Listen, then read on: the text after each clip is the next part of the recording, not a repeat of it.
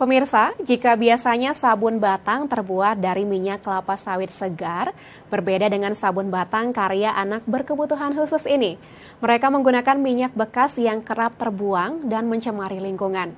Lantas seperti apa sabun batang dari minyak bekas ini? Berikut liputan selengkapnya.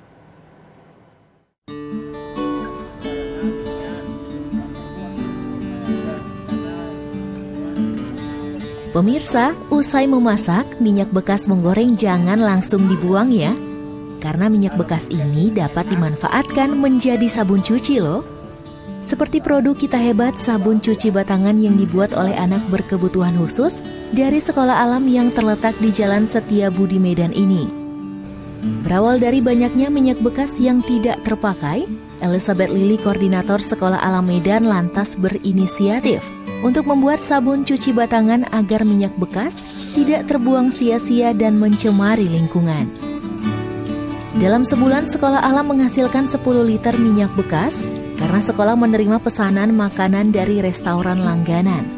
Ditambah lagi sumbangan minyak bekas dari masyarakat sekitar dan rumah makan yang mencapai 20 liter per bulan. Sebelum diolah, minyak bekas harus dicampur dengan arang selama beberapa jam untuk menghilangkan residu dan aroma tidak sedap pada minyak bekas. Kebetulan ada teman yang buka restoran, kemudian anak-anak juga udah terbiasa buat tempe. Jadi kemarin saya tawarkan dan dia mau.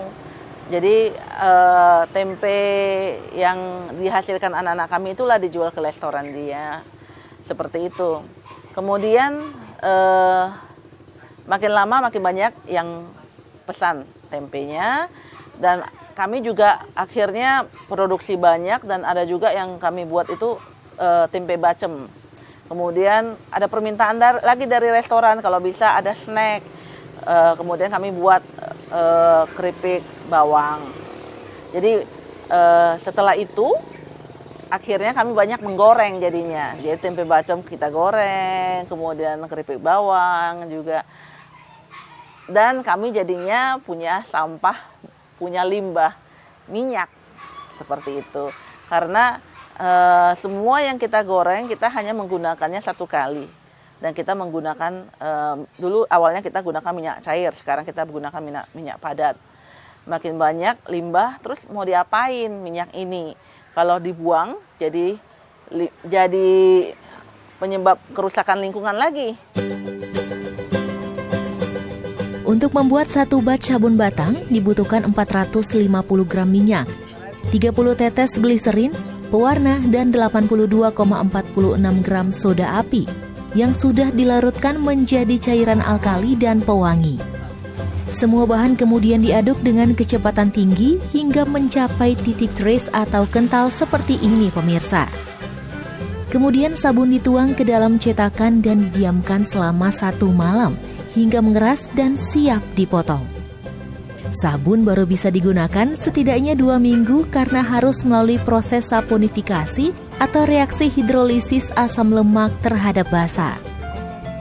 Salah seorang anak yang sangat antusias membuat sabun batang ini adalah Galang Limto, anak berkebutuhan khusus penyandang autis yang sangat mahir, mulai dari proses awal pembuatan sampai pengemasan.